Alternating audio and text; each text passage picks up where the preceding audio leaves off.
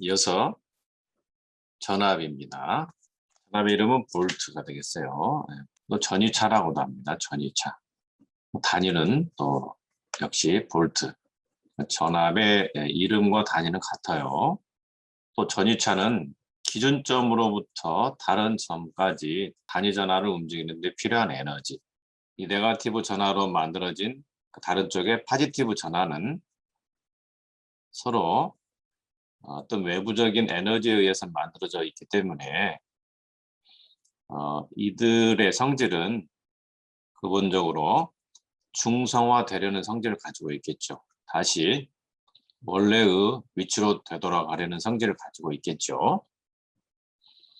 즉 전하의 움직임은 항상 원래의 값으로 되돌아가려고 하는 성질, 고유 성질 때문에 움직인다고 보시면 되겠습니다. 그래서 네거티브 전하만 이렇게 모아놓는다면 그 반대쪽에는 포지티브 전하가 모여진 상태가 있겠죠.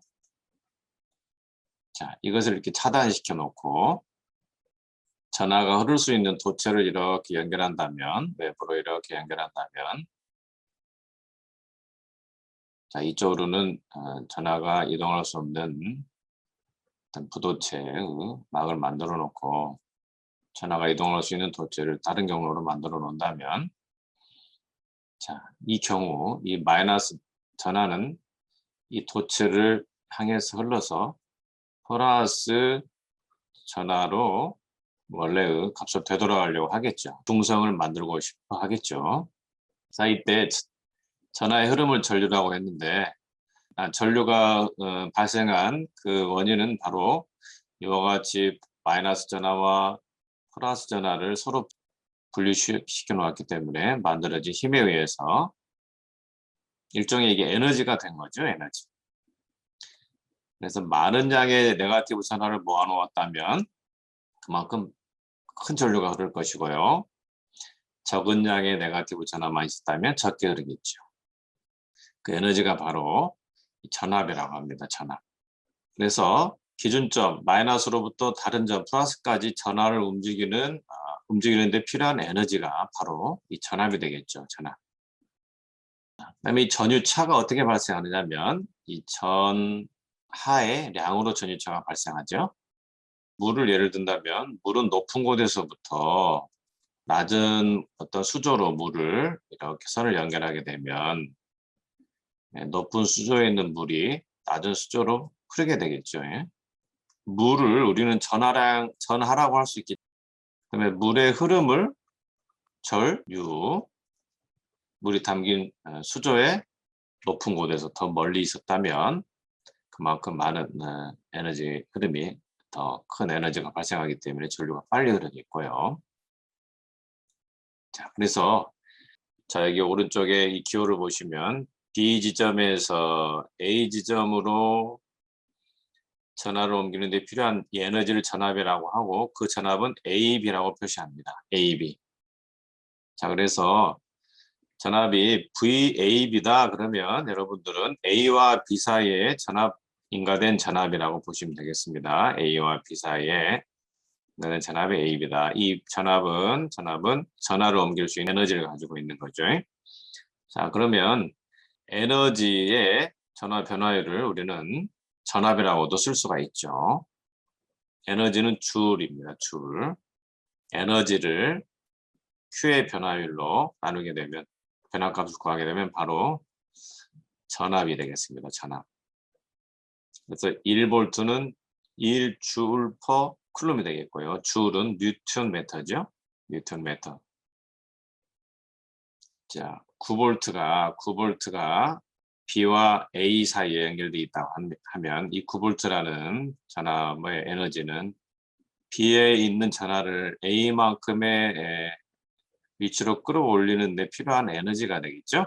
그래서 A, B 사이의 전압이 9볼트다 이렇게 표시합니다. 그 반대로 9볼트를 마이너스로 표시할 수 있는데 마이너스로 표시하게 되면 A와 B 사이의 부호가 반대로 표현을 해야 되겠죠. 이 경우도 A와 B 사이의 전압이 9V다. 자, B와 A 사이에 마이너스 9V다. 똑같은 얘기가 되겠어요. 계속해서 전력과 에너지입니다. 전력은 단위 시간당 에너지를 흡수하거나 사용한 양입니다. 전력 이름은 P가 되겠고요. 단위는 와트가 되겠어요. 전력은 바로 전기의 힘. 우리가 이제 한자로 전력은 이렇게 전기의 힘 이렇게 쓰는데, 전기가 힘을 발휘하기 위해서는 바로 전압과 전류가 동시에 존재해야 된다는 것이 바로 이 전력이 만들어지는 기본적인 개념이 되겠습니다. 그래서 파워는 V 곱하기 I, 전압과 전류가 곱해서 얻어지는 힘이다. 만약에 전압은 있고 전류는 없거나 또 전류는 있고 전압이 없다고 하면 힘은 빵이죠. 빵이 되는 거예요. 항상 전압과 전류가 동시에 존재해야만이 전력이 만들어진다. 전력량은 어떻게 되느냐? 단위 시간당 에너지를 흡수하거나 사용하는 양이죠. 그러니까 와트를 단위 시간당 T로 미분하게 되면 파워를 구할 수가 있어요. 그래서 앞서서 이 에너지를 전하량으로 미분하게 되면 이게 전압이 됐고, 전류는 어떻게 구했어요? 전류는 Q의 시간적 변화량이지, Q의 시간적 변화량이기 때문에 이 전압과 전류를 곱하게 되면 바로 파워가 얻어지는 거죠. 파워. 이 식으로부터 이 정의식이 얻어질 수 있는 거죠. 자, 그래서 이 P가 어떤 시간 동안에 만들어진 일을 우리는 와트라고 합니다. 1줄. 그래서 와트는 P 곱하기 T가 되겠어요. 일단 특정한 시간 동안에 와트를 구하려면 적분하면 되겠죠. 자, 이와 같은 그 관계를 잘 알아두시고요. 자, 계속해서 패시브 사인 컨벤션, 수동 부호 기준법이라는 게 있는데, 전하가 이동해서 전압과 전류를 만들어내고 전압에 의해서 전류를 만들어내고 이게 전력이 되죠. 전력은 소비하는 쪽이 있고 충전되는 쪽이 있겠죠. 보내는 쪽이 있고 받는 쪽이 있겠고, 공급하는 쪽이 있겠고 소비하는 쪽이 있겠고, 뭐 이러한 그 에너지를 소비한다는 얘기는 어떤 회로 부품에 전류가 흐르게 되고 이곳에서 이제 소자가 어떤 그 일을 하겠죠. 예. 그래서 에너지를 소비하는데, 에너지를 소비하는 소자를 우리는 수동소자라고 합니다. 수동소자. 가장 대표적인 수동소자는 R과 L과 C가 있어요. 수동소자는 항상 전류를 받아들이는 입장이죠. 전류를 받게 되면, 자 보세요. 공급하는 쪽에 전압을 표시해 볼까요? 이와 같은 전압이 있다고 합시다. 이와 같은 전압에 의해서, 자, 이 전압은 이 배터리를 만들어내는 전압. 이쪽은 아까 제가 말씀드린 것처럼 한쪽은 플러스 전압을 가득 채우고 한쪽은 마이너스 전압을 가득 채운 게 이제 배터리가 되겠죠. 그래서 라인을 이렇게 만들어 주는 거예요. 그러면 전하가 흐르겠죠. 자, 전류는 플러스 전하의 방향으로 했으니까 반시계 방향으로 흐르게 되는 거예요. 자, 이쪽으로 직접 흐르지 못하지. 그러니까 이 라인을 통해서 흐를 수밖에 없어요. 근데 외부에 이 수동소자는 항상 전류를 받는 방향이에요. 자, 그럼 여기에 이쪽을 플러스로 표시할 수 있고 이쪽을 마이너스로 표시할 수가 있는데, 그러니까 플러스 쪽에서 전류가 들어가는 쪽이 항상 소자는 플러스다. 이게 수동 부호 기준법이에요. 수동 부호 기준법. 우리가 어떤 기준을 삼기 위해서 이게 수동 부호 기준법이다. 자, 여기 오른쪽에 예를 보세요. 자, A와 B가 있어요. 자, 오른쪽에서 전압이 인가되고 있고 전류가 이렇게 흘러 들어가고 있다. 지금 전압과 전류가 이렇게 표시되고 있기 때문에 전류가 들어가는 방향이기 때문에 수동소자 기준법으로 표시된 거지. 자, 왜? 얘가 에너지를 항상 소비하기 때문에 소비하기 위해서는 전류를 받아야 되죠. 자, 이 경우는 어떻습니까? 이 경우는 자, 플러스 마이너스 쪽이 이렇게 돼 있는데 나가고 있죠, 전류가. 얘는 수동소자 기준이 아니지. 수동소자 기준이 아니다면은 뭘까요? 얘는 수동소자보다는 일단 공급을 하는 소자구나. 자, 우리가 이와 같이 생각할 수가 있는데, 전류가 플러스 쪽으로 들어온 방향으로 표시되어 있다 그러면 수동소자 기준으로 표시되어 있구나라는 것을 약속을 하기 위해서 지금 말씀드리는 거예요.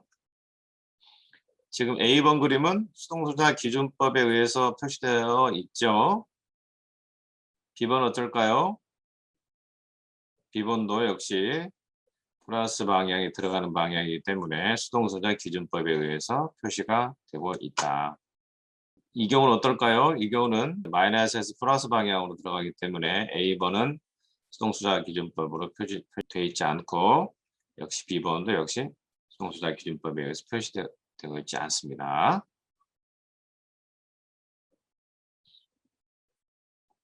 계속해서 conservation of energy. 자, 에너지는 항상 보존되어 있다. 그렇죠? 에너지는 항상 에너지 보존 법칙에 의해서 흡수되는 전력과 공급되는 전력의 합은 같아야 되겠지. 전체 에너지 보존 법칙에 의해서 우리 앞서서 말씀드린 것처럼 전하는 창조되거나 소멸되지 않아요. 이동할 뿐이다. 그러므로 전력도 역시 이동할 뿐이기 때문에 흡수되는 전력과 공급되는 전력의 합은 같다. 것을 에너지 보존 법칙이라고 한다. 13쪽의 예제 1.5번 예제. 양의 단자로 들어가는 전류가 I가 몇이냐면은 5의 코사인 60파이 T 단위는 암페어가 되겠죠. 이거 A번이 V가 3I일 때, B번은 V가 3의 DIDT일 때 시간 3m초에서 파워를 구해봐라. 파워. A번. 자, 파워는 전압과 전류가 동시에 존재해야만이 만들어진 전기량이죠. 그러므로 전압은 3I니까 주어진 전류에다 그대로 곱해보면 10옹 코사인 60파이 T. 자, 그러므로 I는 그대로 이제 5 코사인 60파이 T 암페어로 흐르고 있죠. 자, 이제 파워 구해봅시다. 파워 VI는 두 개를 곱해보면 75. 그다음에 코사인 스퀘어 60파이 T. 피해 단위는 와트가 되겠죠. 자, 이렇게 P를 표현했죠. T가 3초이면 T 3m초에서 파워는 어떻게 될까요? 75 코사인 스퀘어 60의 파이에 곱하기 T 3 곱하기 10의 마이너스 3승 이렇게 계산해 보면 53.48와트가 되겠습니다. B번은 똑같은 방법으로 V를 구해봅시다. V가 3DIDT니까 3 곱하기 I를 주어진 I를 한번 T로 미분해야 되겠네.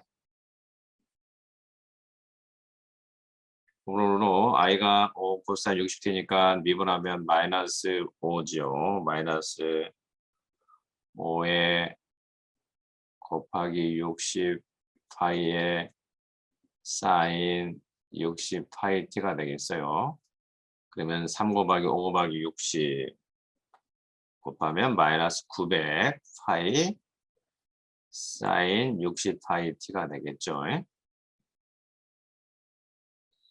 자, 이제 P를 구해봅시다. P는 이거 곱하기 전류 5 코사인 60 파이 T를 또 곱해야 되겠지. 그러니까 마이너스 4500 파이에 사인 T 사인 60파이 t에 곱하기 코사인 60파이 t가 되겠어요. 자, 그래서 여기에 t를 3mm초 대입해가지고 그러면 마이너스 6.396 킬로와트가 되겠습니다. 킬로와트.